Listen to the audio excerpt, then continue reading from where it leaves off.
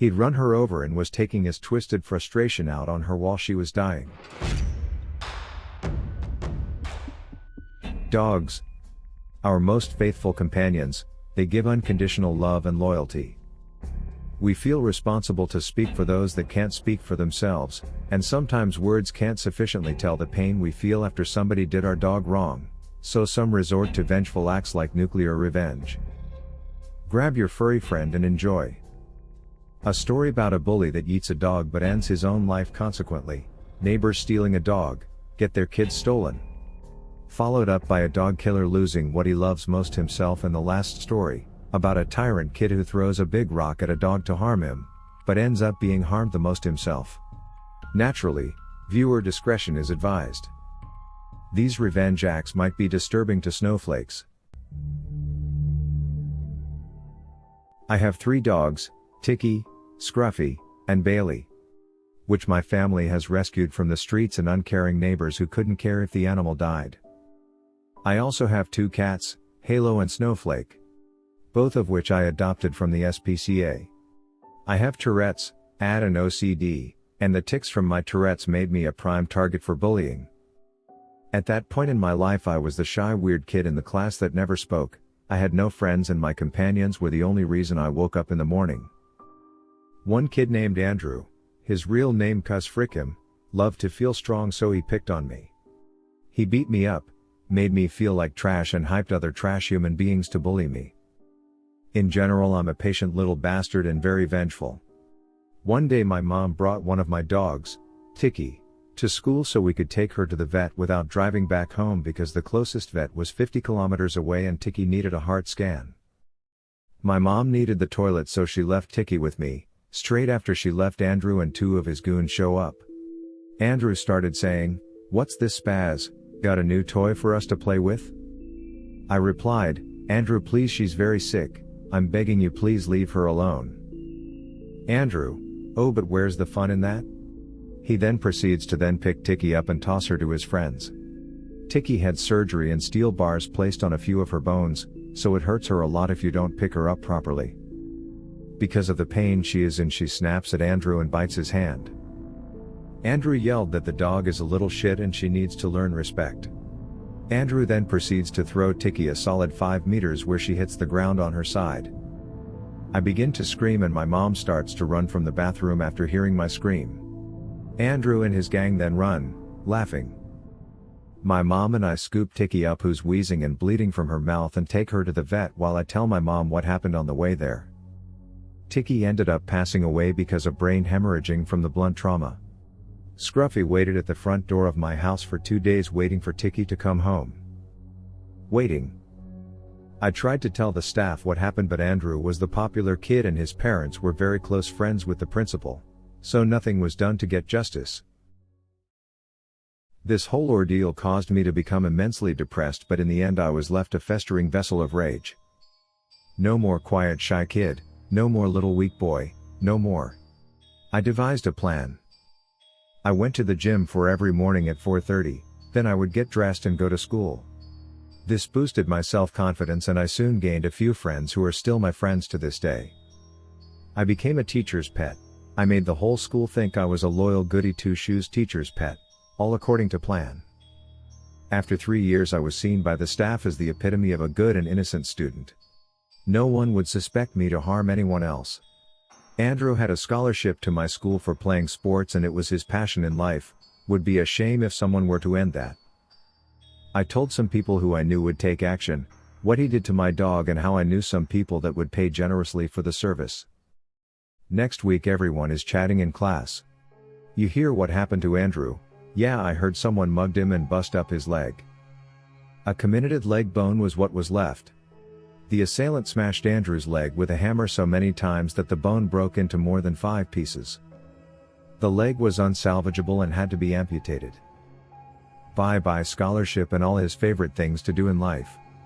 No one suspected me, the outgoing kind teacher's pet who never held grudges. Yes, definitely not me. Andrew, if you are reading this, I have just one thing to say, see you in hell, frickface. This happened when I was around 12-13, 7 years ago, so the details might be a little skewed. Most of my childhood, the house right next to ours has been condemned and abandoned. The property owners were willing to sell the land for $200. That's how bad it was. My family didn't buy it because the land tax in our area is high. Eventually someone bought it and threw a manufactured home on it to replace the condemned home. Soon a nice old man moved in next door, and we didn't pay close attention because he kept to himself. That was until his daughter moved in with him. Soon our quiet little neighborhood turned into an episode of white trash and trouble.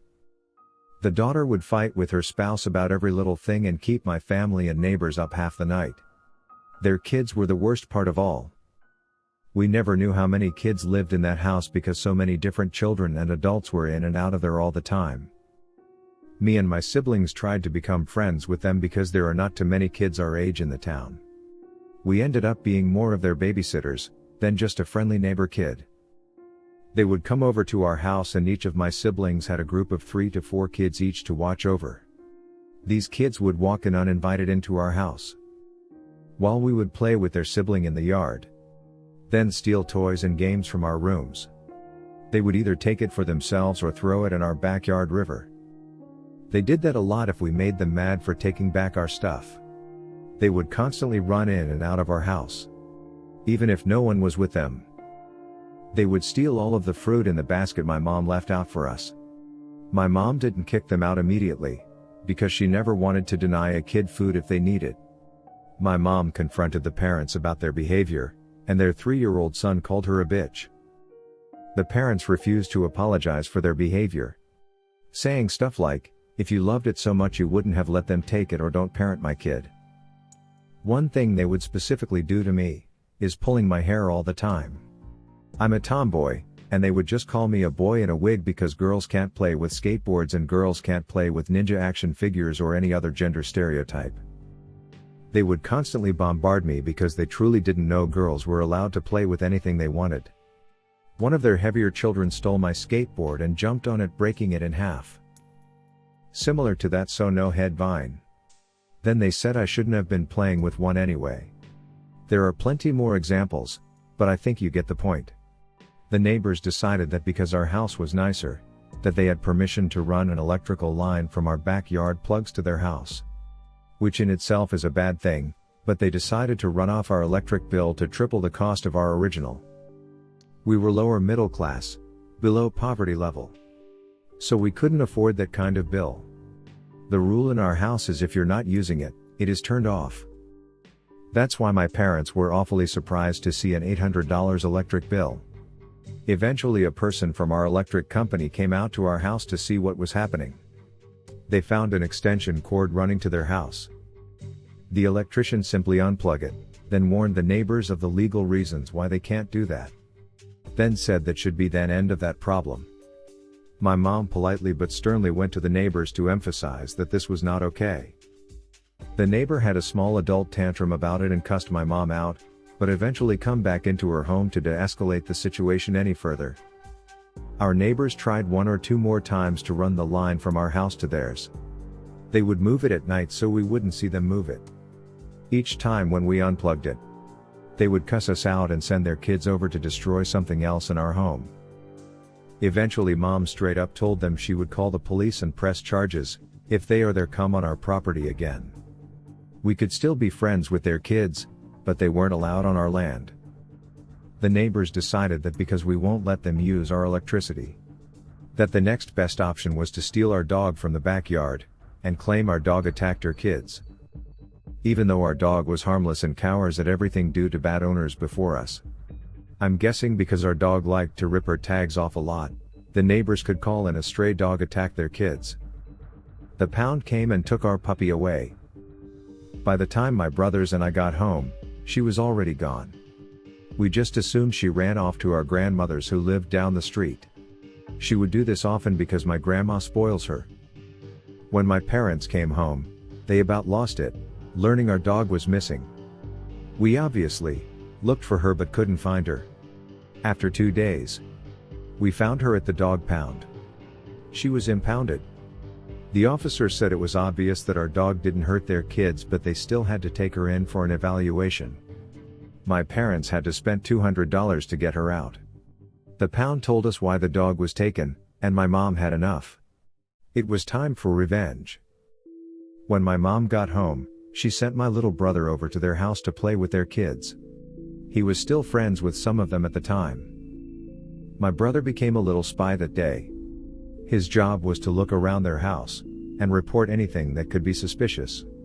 We learned from him that they were sitting 3 kids to a twin bed. The entire house was cramped and dirty. The old man that lived there was hardly home because he couldn't stand his adult daughter that lived there, but he didn't want to evict her from the home and leave his grandkids homeless. All around the kids were being neglected. With the information my brother gathered, my mom called Child Protective Services on the home. Within the month, all of the children minus one, who the old man cared for, were removed from the home. While I agree the foster system is bad, it was definitely better than what they were going through in that house. The mother of the children started to fight with her father on everything, because her kids were no longer there as a distraction. The old man was to be her next victim. The old man eventually was fed up with her and kicked her out of the home. All that was left in the home was the old man and the grandson he was fostering. They are both very kind and amazing neighbors. I had this cabin in the woods high up on the mountainside. When I bought the property, we were able to buy all the land near the cabin except for one parcel. The previous owner of the entire set of properties had a spoiled son who liked to get drunk and gamble away everything he earned. So we got all but one parcel. He managed to scrape up enough cash to get one parcel right below our cabin. His parcel was entirely surrounded by mine. There's a road going up and over the mountain that first passes by the cabin and continues on through his parcel, finally ending at a pond below that. When he decided to build on the parcel, I granted him an easement for power, water, and road access, which I had my lawyer write up because I was busy in the city. I was trying to be a good neighbor. Throw him a bone. I only went up on weekends, so I didn't have too many problems. We managed just fine for a few years. I didn't like him much, but we kept to ourselves, though he had a weird habit of sneering at me when he drove by in his girlfriend's car. The police came out a few times because he was fighting with his girlfriend, but he left me alone until one day during a particularly hot August. His girlfriend left him, but he wanted the tracks. He bought a new truck. He liked his new truck. He drove his new truck past my cabin all weekend long, back and forth, non-stop. I was trying to get the last part of a rather difficult book finished and didn't need a Mario Andretti wannabe tearing up my peace of mind. But it was a private road, so any traffic problems had to be settled without the help of law enforcement. I had a sweet Cocker Spaniel named Mindy who stayed inside most of the time and only went outside to do her business. She was terrified of the big Dodge as he went up and down the mountain throwing gravel and mud everywhere.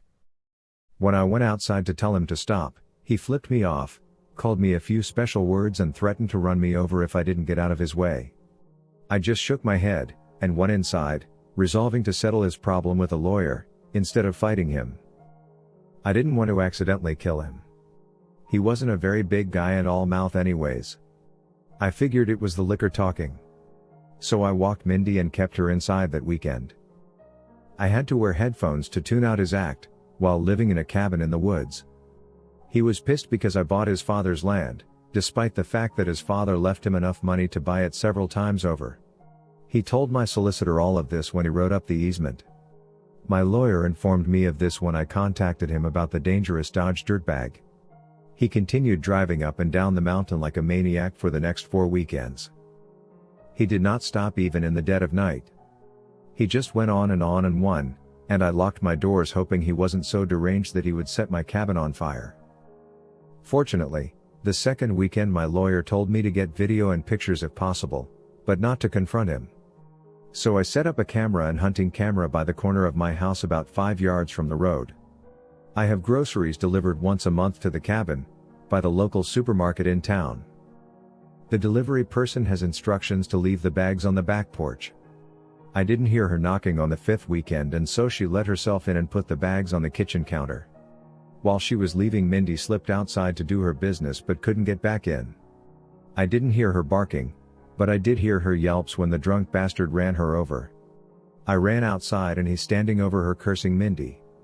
He'd run her over and was taking his twisted frustration out on her while she was dying. So I shoved him away and scooped her up. I then raced into town to see the vet. By the time I got to town she was cold, and I knew it was too late. So I limped back home broken-hearted and angry. I took Monday off and buried her beneath an old bay tree. On Tuesday, I took the footage and gave them to my lawyer. The pictures on the hunting camera were on film, so it took a couple days to get them developed, but the VCR tape told the whole story. He'd seen her beside the cabin and had veered off the road to run her down. The evil grin on red face looked demonic. I asked my lawyer if I could sue him. He said I could and we had plenty of evidence to cause him serious harm, but in the meantime he'd still be living there and things would only escalate. At the time, dogs were considered property and didn't have anything in the way of rights. Still don't, which is a pity. But I wanted a fight, and my lawyer knew that if he didn't throw me a bone I'd go back up that mountain and beat the dirtbag to death with his own wrenched off arm. My lawyer calmed me down and took out the lease agreement. In it was a standard maintenance clause. But there was also a stipulation in the easement that prohibited acts that might disturb the peace and harmony of the owner. It had a quit clause that automatically rescinded his easement should he persist in such acts for a month or more. My lawyer had sent him a letter to the effect the second week and didn't get a reply. The mail was registered and he had to sign for it in town at the post office. I had my lawyer serve him with a quit notice. In that state, a notice to quit an easement doesn't have the same level of difficulty as a notice to quit tenancy, which can drag out for 6 months or more. If you are in violation of an easement rights and are ordered to quit it by the owner, you can appeal, but in the interim you must by law stay off the easement, and any utilities passing through can be cut off at the owner's pleasure unless doing so can cause a life-threatening situation. But I didn't cut off his water and power right away. We didn't start proceedings on the suit until later. He continued to drive on the road after the order to quit, only faster and with more profanity. I got it all on tape.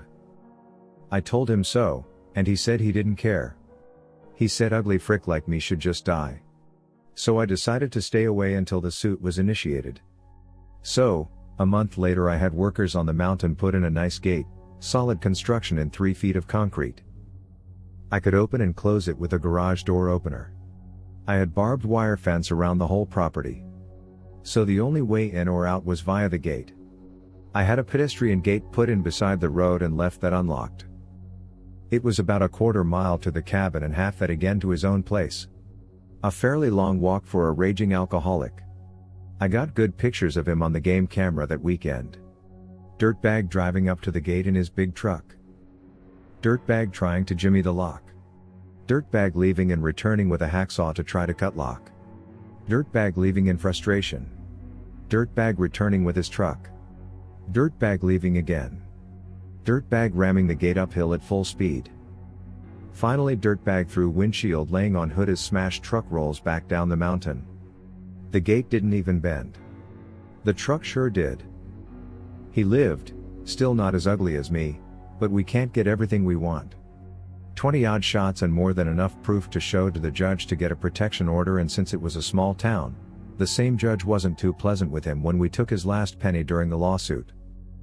We even got his parcel and his flea-infested shack. We let him keep his busted-up Dodge. I have a male Kelpie named Max. Max would often bark at strangers because he is protective. Max loved to go parks. Seeing him running around happily makes me smile.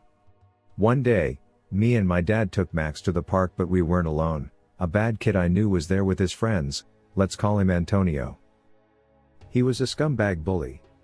He likes to call me rude names like autistic moron because I have autism. My dad hated him too, so we tried our best to avoid him. He noticed and does the most evilest thing I've seen in my life. He threw a big rock at my Max. He hit him and this causes Max to get knocked down. Me and my dad were furious as we saw him and his friends laughing like psychopaths. We took Max to the vet. Thankfully he was okay, but he had one broken rib and Max had to have surgery. The doctor said to us that if the rock broke more ribs, the lungs could have collapsed and Max would have died. After being treated, Max is now scared and doesn't want to go to parks anymore. We then get a knock on the door. Dad checked who it was, and it was the neighbor that lived across the park. He explained that Antonio dropped his phone and had recorded the whole thing. I went up to the man and said, "I'll take it as evidence." And the man gave me the phone. But what I found was far worse than scarring my dog. He also took pictures of girls in the shower. And one of the girls was a friend of mine. He also pulled horrible pranks on homeless people. I went into Godzilla mode and I emailed it to the principal, his parents, and the police. Then I smashed his phone. Luckily I emailed the whole montage. It was Monday and I was ready for one thing, not school, the result. As I enter school, Antonio and his friends often hung out in the halls. But they were nowhere to be found. I then overheard two guys talking. One of the guys said, "Guess what happened to that shithead Antonio?" I stopped and decided to listen to the whole thing. Him and his friends were expelled and arrested for animal cruelty and harassment. They were also banned from another school, so their parents have to homeschool them. The rest got normal punishments, but Antonio's was the worst. Apparently his laptop, Pop Funk collection, and his Nintendo Switch were destroyed by his mom and dad, who were livid with him. Forgot to mention that Antonio and his friends are also banned from going outside. But what about the phone, you ask? Well, we were having lunch when Antonio's dad walked up to us and apologized about his son's actions. Dad said it was fine and I said, he got himself into this, but I forgave him too. But that didn't end here. I also gave Antonio's dad his son's now smashed phone. I told him, tell him that karma did this, and he did just that. Although he refused to go to parks, Max was back to being happy. Thank you for enjoying this episode, which was made with artificial love. Subscribe or give me some sugar by smashing the like button. Royal AI would love to hear your experience or what you think of these stories in the comment section.